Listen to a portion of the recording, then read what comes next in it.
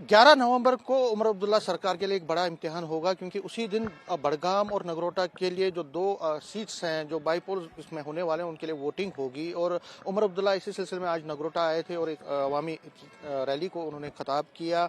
कैसा इम्पैक्ट है नगरोटा में और यहाँ पे क्या क्या मुद्दे हैं, इस पर बात करने के लिए हैं शमीम बेगम जो कि नेशनल कॉन्फ्रेंस की कैंडिडेट हैं, और रतनलाल गुप्ता से भी बात करेंगे जो कि प्रोविजनल प्रेसिडेंट हैं जम्मू कश्मीर नेशनल कॉन्फ्रेंस के। शमीम जी, आपसे बात करने का आपका पहला धन्यवाद। सबसे पहले जानना चाहूँगा, क्योंकि जब आपकी नॉमिनेशन हुई थी तो लास्ट मोमेंट पे ही सब कुछ हुआ था, कांग्रेस से बात नहीं बनी और आपको नॉमिनेशन हुई थी। उस दिन थोड़ी थोड़ी आप नर्वस थी, आज नर्वसनेस है कि थोड़ा थोड़ा आप कॉन्फिडेंस में आ गई है? नहीं, वो अचानक से फैसला जब पार्टी की तरफ से आया और उन्होंने कहा कि आपने इलेक्शन लड़नी है। पार्टी ने पहले भी बोला था कि अगर कांग्रेस नहीं लड़ेगी तो हमारी कैंडिडेट आप ही होंगी, लेकिन हमने सोचा था कि शायद इलेक्शन कांग्रेस ही लड़ेगी, क्योंकि रात तक मुझे पता नहीं था। और जब सुबह अचानक ये पार्टी की तरफ से फैसला हुआ और हमने उस फैसले पे जो पार्टी का पूरा साथ दिया और नॉमिनेशन फाइल किया, और उसके बाद अपने इलाके में अपने कैंपेन के लिए मैं निकल गई। और थोड़ा सा नर्वस तो होता ही इंसान पहले दिन, जब एकदम अचानक से मैंडेट मिलता है तो थोड़ी नर्वस होते हैं, लेकिन आज मैं ठीक हूँ, अपने इलाके में जा रही हूँ और लोग काफ़ी अच्छा रिस्पांस दे रहे हैं और लोग बिल्कुल साथ हैं। क्योंकि तब से लेकर आप लगातार हम भी देख रहे हैं कि आप जगह जगह घूम रही हैं, आपने क्या पाया, क्या क्या इश्यूज हैं और कहाँ लगता है आपको कि फेलियर हुए हैं प्रीवियस एमएलए से या गवर्नमेंट से जो यहाँ पे? देखिए, इशू तो बहुत सारे हैं। मैंने जैसे अभी पहले भी कहा कि ये जम्मू के बिल्कुल साथ जुड़ी हुई जो कॉन्स्टिट्यूंसी है, कहने को तो ये जम्मू जो सिटी है उसके बिल्कुल पास है, लेकिन यहाँ पे बहुत सारी कमियां हैं। मैंने 5 साल एज ए डीडीसी यहाँ पे काम किया है, कोशिश की है कि लोगों को ग्राउंड लेवल पे जाके लोगों के लिए काम करने की कोशिश की है, लेकिन यहाँ का एरिया ऐसा है कि अगर मैं आपको मार शिबा बम्बयाल की बात करूं और यहाँ डंसाल में भी बहुत सारे एरिया ऐसे हैं, या मतवार में, पलवाल में, जहाँ अभी तक रोड कनेक्टिविटी नहीं है। जहाँ रोड कनेक्टिविटी ना होने की वजह से जो वहाँ के जो हमारा एजुकेशन सिस्टम है या हेल्थ है का सिस्टम है वो भी कमज़ोर हो जाता है, क्योंकि हमारी जो माएँ बहनें बहुत पहाड़ी इलाकों में जब रहती हैं और कभी वो बीमार हो जाती हैं, उन्हें हॉस्पिटल ले जाने के लिए जब रोड नहीं होता उठाकर ले जाना पड़ता है, तो बड़ी लोगों को परेशानियों का सामना करना पड़ रहा है। और मैंने लोगों को यही भरोसा दिलाया है कि अगर आप मुझे यहाँ से आप मुझे जिता के भेजते हैं और मैं असेंबली में बैठती हूँ तो आप लोगों के लिए इन चीज़ों पर बात करूँगी, बेहतर सड़कें बनाने की कोशिश करूँगी, या लोगों के आज भी मैं देखती हूँ कि जहाँ पे पानी की किल्लत है, पानी नहीं है लोगों के घरों में, और कोशिश करूँगी कि सिस्टम को बेहतर कर सकूँ, अपने इलाके की बेहतर डेवलपमेंट करा सकूँ। क्योंकि मैं भी कई जगहों पे घूमा और मैंने पाया कि एक तो पानी की जो आपने बात ही कर ली, दूसरा रोड्स की बड़ी प्रॉब्लम है, और जो फ्लड आया था उससे काफी नुकसान हुआ है, रोड्स का नुकसान हुआ, पुल गिरे हैं, पुल को नुकसान, कई मकान गिरे हैं, जो एग्रीकल्चर है उसको काफी नुकसान हुआ। तो आपको क्या लगता है अगर आपको मौका मिलता है तो किस तरह से आप इन चीजों को आगे बढ़ाएंगे? देखिए, जब ये फ्लड आया था उसके बाद काफ़ी सारे जो मेरे इलाके के जो एरियाज थे उनमें नुकसान हुआ है लोगों का, चाहे वो जैसे आपने कहा कि मकानों का या सड़कों का या फसलों का। और मैंने कोशिश की कि वहाँ पे मैं अपने जो हमारी तहसीलदार मैडम थी, पटवारी थी, एक टीम को मैं अपने इलाके में लेके गई और मौके पे जो फाइलें थी वो बनाई, और बहुत सारे लोगों को उसका जो पैसा था वो भी आ गया जिनके मकान गिर के थे। अभी कुछ लोगों का पेंडिंग है, कुछ फॉर्मेलिटियाँ कम हैं, और मैंने कोशिश की है। उसके बाद मैंने डिप्टी चीफ मिनिस्टर साहब को भी मैं लेके गई थी, क्योंकि हमारे बडसू के इलाके में, शटाली के इलाके में जो रोड थे वो बिल्कुल डैमेज हो गए थे, और हमने वहाँ का डिप्टी सीएम साहब के साथ जाकर वहाँ का एक दौरा किया।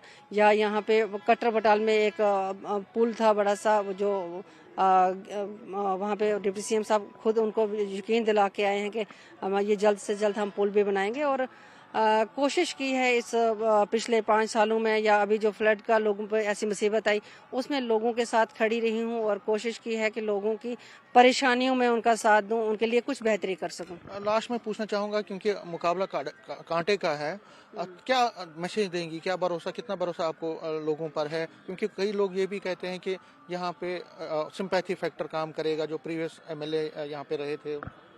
देखिए, मैं लोगों से यही एक अपील करूंगी कि जब बात आती है तो कहते हैं कि देवेंद्र सिंह राणा साहब ने बड़ी डेवलपमेंट कराई थी। और मैं भी इस बात को मानती हूँ कि उन्होंने बड़ी अच्छी डेवलपमेंट कराई थी। लेकिन मैं लोगों को सिर्फ ये एक बात बोलना चाहूँगी कि जब उन्होंने डेवलपमेंट कराई वो नेशनल कॉन्फ्रेंस में थे, और नेशनल कॉन्फ्रेंस में रहकर उन्होंने इलाके में बहुत सारी डेवलपमेंट कराई, और वो उमर अब्दुल्ला साहब की देन थी।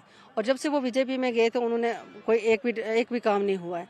और मैं लोगों को यकीन दिलाना चाहती हूँ कि अभी उमर अब्दुल्ला साहब की सरकार है, और आपने एक बनी हुई सरकार में अपनी हिस्सेदारी डालनी है, ताकि आप लोगों के काम वैसे ही हों जैसे पिछले नेशनल कॉन्फ्रेंस के टाइम में हुए। रतनलाल गुप्ता जी भी हैं यहाँ पे। सर, आपकी जो आज रैली हुई है, क्या लगता है आपको इस रैली से कितना फायदा होगा और आपके मुद्दे क्या रहे?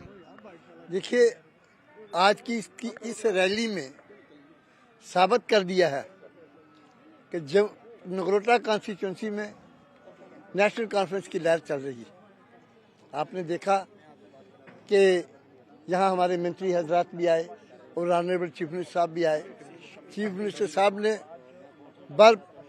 भरपूर आवाज से उन्होंने ये अपील की है लोगों के सामने कि वो शमीम बेगम जो है उनको वोट दें, 11 तारीख को हाल का बटन दबाएं और इनको जिताएं। आपको याद होगा कि पिछली भी जितनी भी डेवलपमेंट हुई 2008 से लेकर 2014 तक, ये उमर अब्दुल्ला सरकार में हुई थी। यहाँ कॉलेजेस बने, यहाँ पुल बने, यहाँ सड़कें बनी, यहाँ पानी का इंतजाम अच्छा हुआ, यहाँ बिजली का इंतजाम अच्छा हुआ, और कई ऐसे मुद्दे थे जो यहाँ सॉल्व हुए। यहाँ तक कि यहाँ पे भर्ती हुई थी, पुलिस की भर्ती हुई, यहाँ पे डायरेक्ट भर्ती हुई, ये उस वक्त हुआ था। अब की बार भी क्योंकि सरकार उमर अब्दुल्ला साहब की है, लोगों को यकीन है कि जो उमर अब्दुल्ला साहब ने 2008 से लेकर 2014 तक किया था, वैसे ही विकास नगरोटा का होगा। और शमीम बेगम को आप 11 तारीख, ये उमर साहब कह रहे हैं कि 11 तारीख को हल का बटन जो तीसरे नंबर पे है वो दबा के आप शमीम बेगम को जिताएं। फिर मैं जिस प्रकार मैंने 2008 से लेकर 14 तक विकास करवाया था इस नगरोटा कॉन्स्टिट्यूंसी का, उससे डबल होके मैं यहाँ से विकास करवाऊंगा। यहाँ की पानी की समस्या दूर होगी, यहाँ जो हमारी सड़कों की हालत ठीक होगी, यहाँ हमारे हॉस्पिटल और ज़्यादा बनेंगे, अच्छी हालत होगी। यहाँ कॉलेजेस बड़े अच्छे आगे भी बने हैं, और भी हम कोशिश करेंगे, और एक मॉडर्न कॉन्स्टिट्यूंसी हम बनाएंगे अगर आप शमीम बेगम को जिताएंगे। तो 11 तारीख को तीसरा बटन है, ये उमर साहब कह रहे हैं।